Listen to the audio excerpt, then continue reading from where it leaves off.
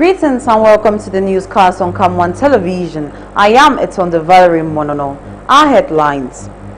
A preparatory meeting was held at the Limbetu Council Hall to discuss on activities pertaining the forthcoming 55th edition of the National Youth Day celebration. The Mevio Cultural and Development Association, MEVCUDA, handed out certificates of participation to attendees of the MEVCUDA Capacity Building Workshop and Agricultural Tools at the Limbewan Council Hall. A collision between a truck carrying fuel and a passenger bus in Cameroon's West Region left 53 dead, 29 injured, and an unknown number of persons burned to death. Those were our headlines. I'll be right back with more details.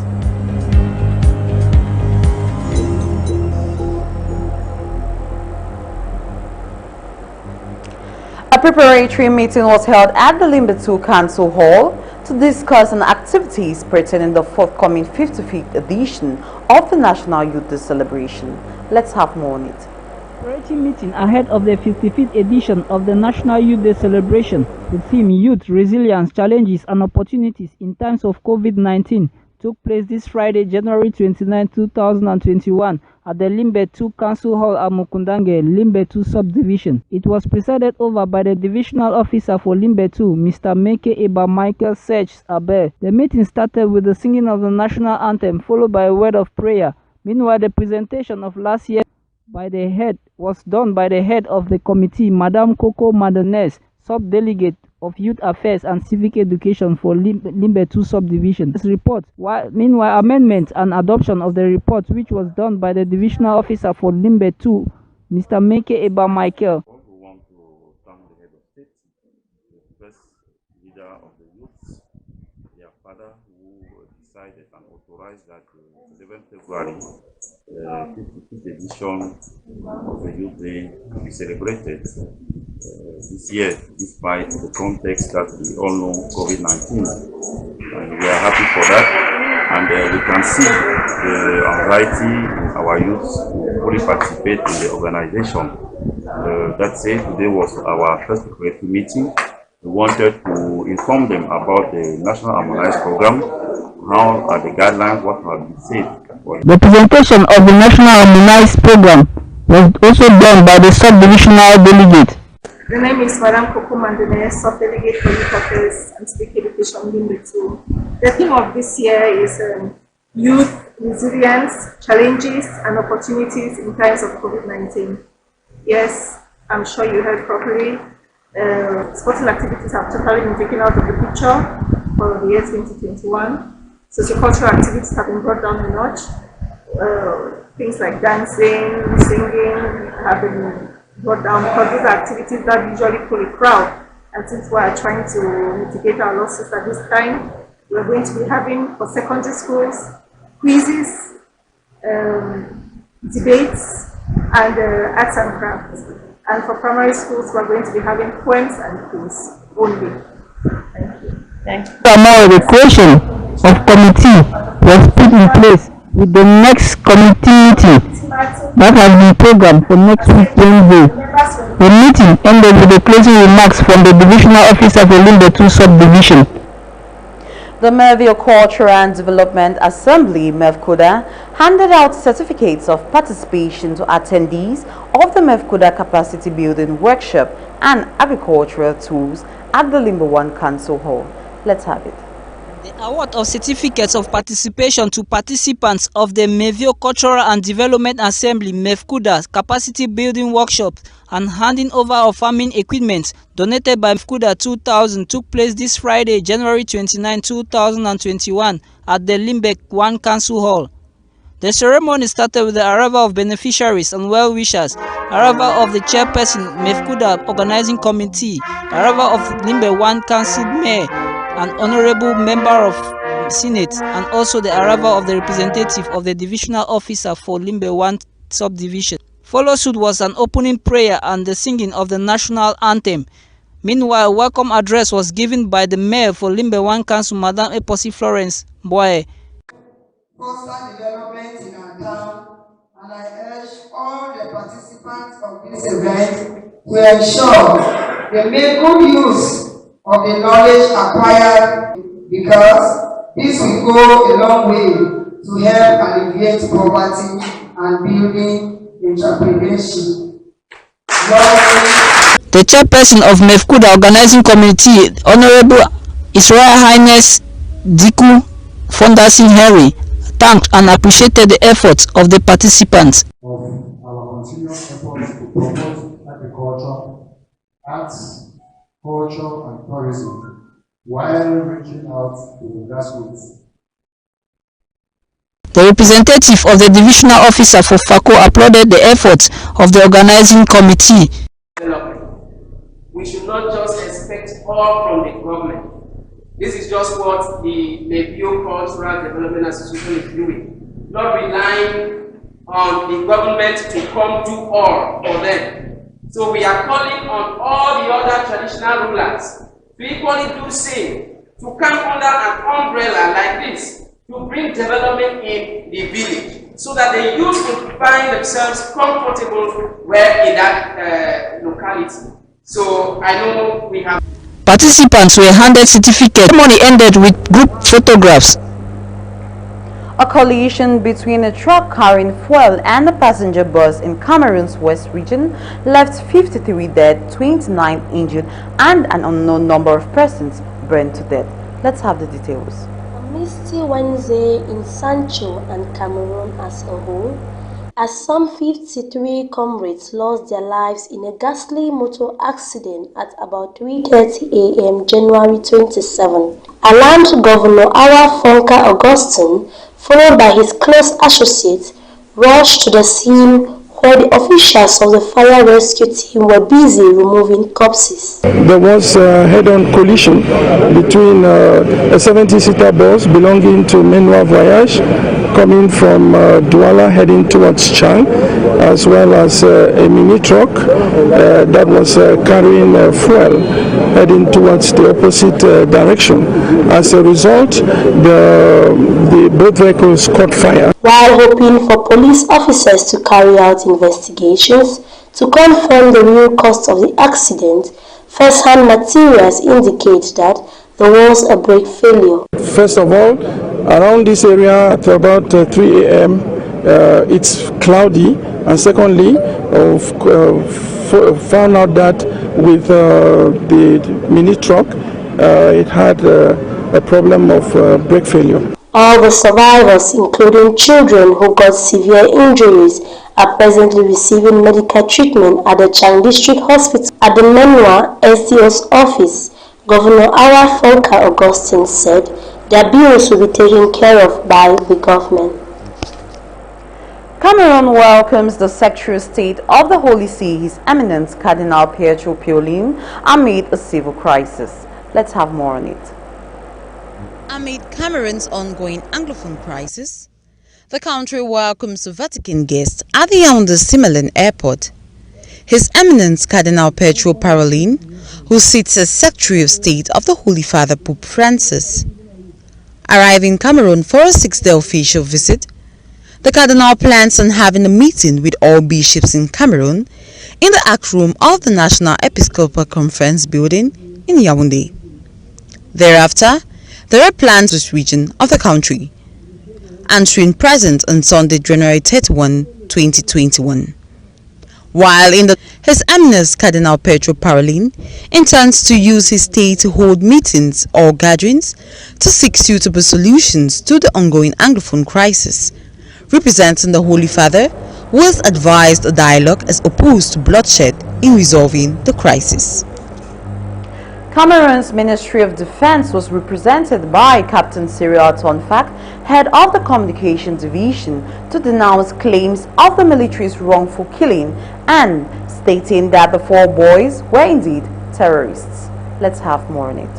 Following the killings of 4 boys in Bamenda Northwest region of Cameroon, Navy Captain and head of the Communication Division in Cameroon's Ministry of Defense, labeling the 4 boys killed on Saturday, January 23, 2021 as terrorists. The captain pointed out that the military action was carried out by elements of the 5th Gendarmerie region in the afternoon at about 2 p.m. He emphasized that the military set out to arrest a group of terrorists under a leader named General Tiger, who had instructed a gathering at an abandoned building, scheming plans of attacking the T-Junction police post. He stated that the military attack came as a result of a tip-off by some residents of the area, which left for that shots were fired firstly by the terrorists, who noticed the military vehicles passing by while they were taking in hard drugs. Though the population has denounced the deaths of Nelimba Ntaka, Sal Saddam, Aloysius Ngwalum, and 18-year-old Blaise Fon, whose corpse in a casket was processed with along the streets of Bamenda, and their role, law and other are adamant and sure of their labeling of the 4 boys as terrorists. You're listening live from the city of Limbe. The World Custom Day was celebrated in Cameroon with a reflection on the challenges custom officers face and the way forward. Let's have more. January 27 was observed nationwide as World Custom Day. The day in the East region was celebrated in low-key with emphasis on the challenges faced by custom officials. The custom officials in the East region, like elsewhere in the nation territory, have the duty of checking goods that pass through the area of jurisdiction. Along the Douala-Bangui corridor, the Bonese custom checkpoint is the second after the littoral, some 15 to 8 Cuba.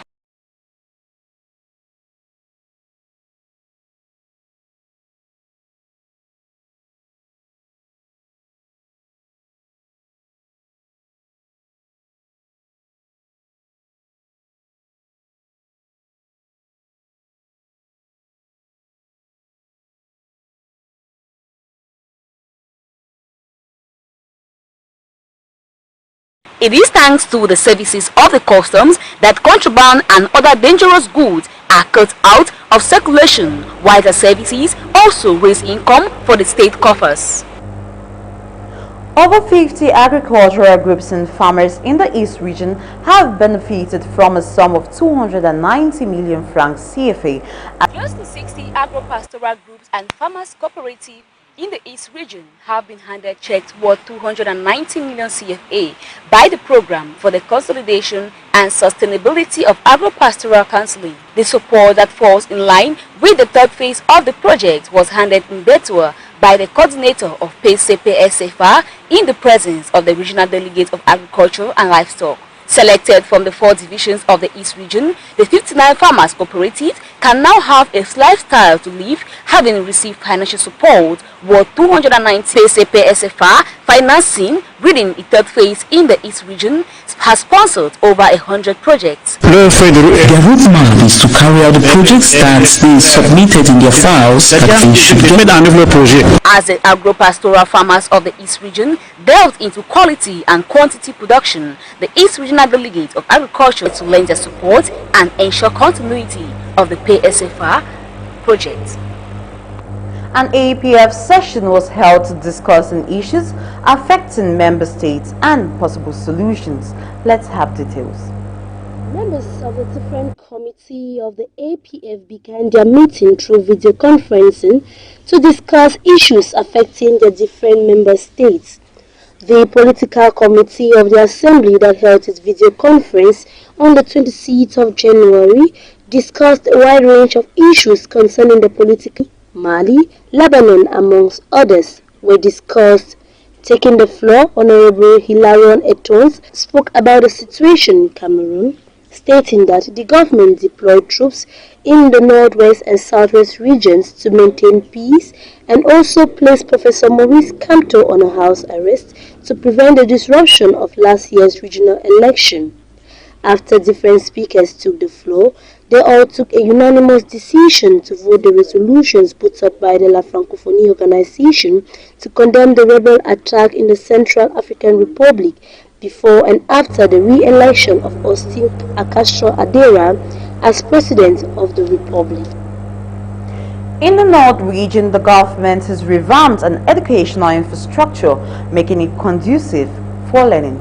Let's have the details. The school infrastructure includes 24 newly constructed classrooms, 9 others rehabilitated, while a fence of 731 meters long, administrative building, 2 toilets, 2 boreholes and water points, just to name a few.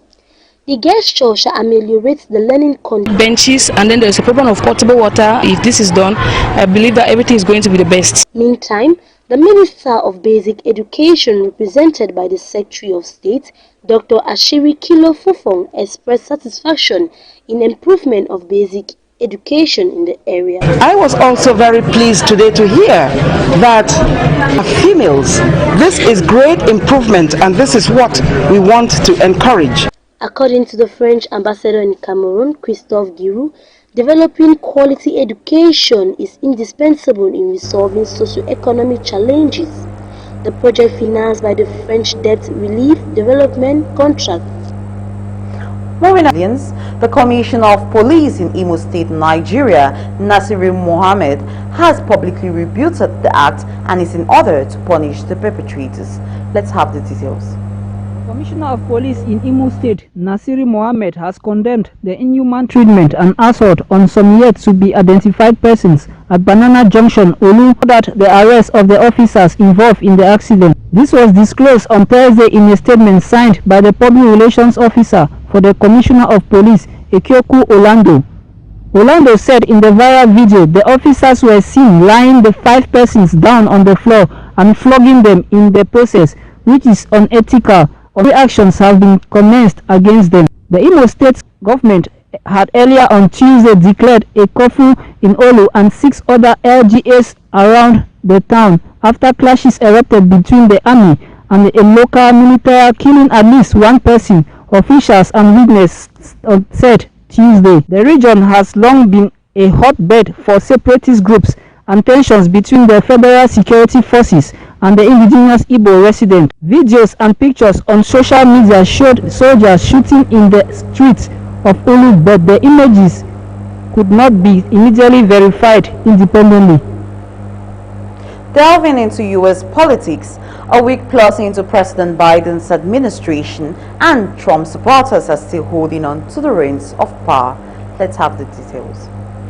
Diverse in American politics, and the Republican Party chose the one traveled by disgraced ex-president Donald Trump and current conspiracy theorists, while pundits ponder the group's future and traditionalists hope to change course out of the wreckage left by Trump's resurrection. Washington's power players and state activists have already made their choice. Minority leader Kevin McCarthy will visit Trump in Florida on Thursday after representing his own criticism of the incitement of the U.S. Capitol riot. Only a week after Trump left the White House, it's clear that his party is not ready to let him go.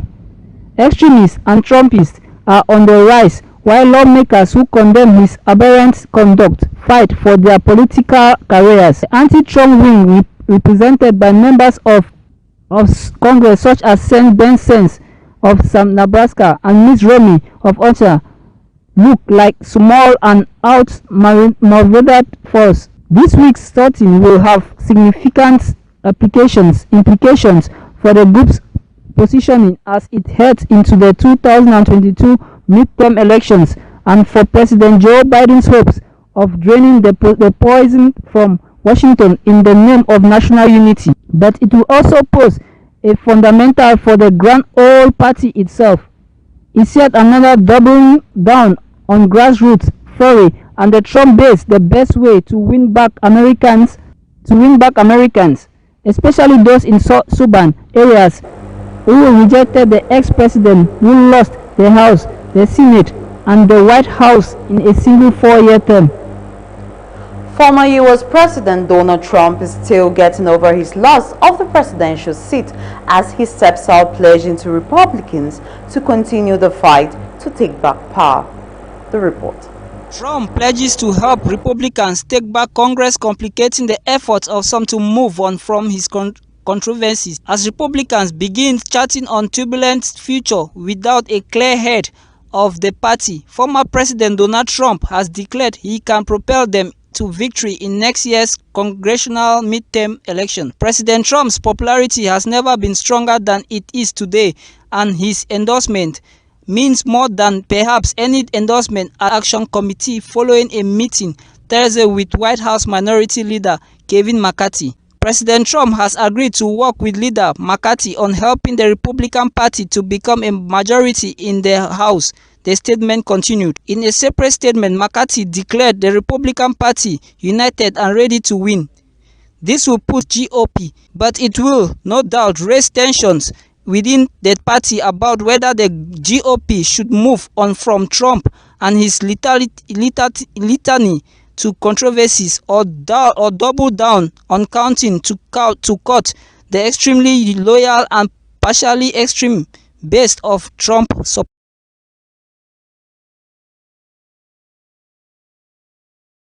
Sports. Serge Andulo has been ruled out of the African Nations Championship for the rest of the competition due to injuries. Let's have the report.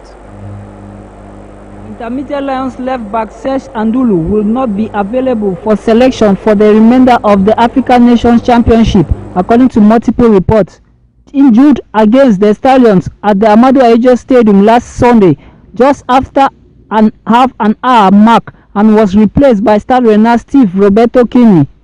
Though the Union of Douala wingback travelled with the rest of the squad to Douala, where they will play the Democratic Republic of Congo on Saturday in one of the quarter-final games. Seafood is reporting that after MRI tests performed on the player, it was finally revealed that he has the internal lateral ligament of the left knee, an injury which can take between 4 to 6 weeks before he can recover.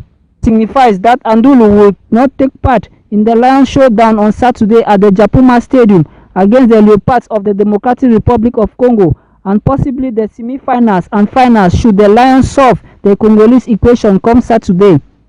Andulo did not participate in the Lions training session in Douala on Tuesday morning. No official statement has been made by the team officials as regards the latest on Serge Andulo, but sources within the team have confirmed earlier reports. It therefore means coach Martin Dumbu-Pele will have to search for other options at left back. The quarter-finals lineup of the 2020 African Nations Championship is complete. The report. The lineup for the quarter-finals of the Total African Nations Championship (CHAN) in Cameroon is complete, with Guinea and Zambia joining on Wednesday night. The countries to play in the last 8 of the tournament were known after the conclusion of the group phase of the competition, with the final 2 matches in Group Z. Guinea joins on goal difference from Zambia, who played a goalless draw with Namibia in Limbe to finish second in the group. The 2 countries will join title holders Morocco, Mali, Congo, Rwanda, Cameroon and the Democratic Republic of Congo as teams to play in the quarterfinals. This comes after the conclusion of the group phase of the competition is designed exclusively for home-based players. The quarterfinal will start this Saturday when Mali play Congo at the Amadou Ahidjo Stadium in Yaoundé, while the Democratic Republic of Congo take on host country Cameroon at the Japuma Stadium in Douala. Meanwhile, on Sunday, Morocco will take on Zambia in Douala at the Reunification Stadium, while Guinea and Rwanda will clash at the Limbe Omnisport Stadium in Geme.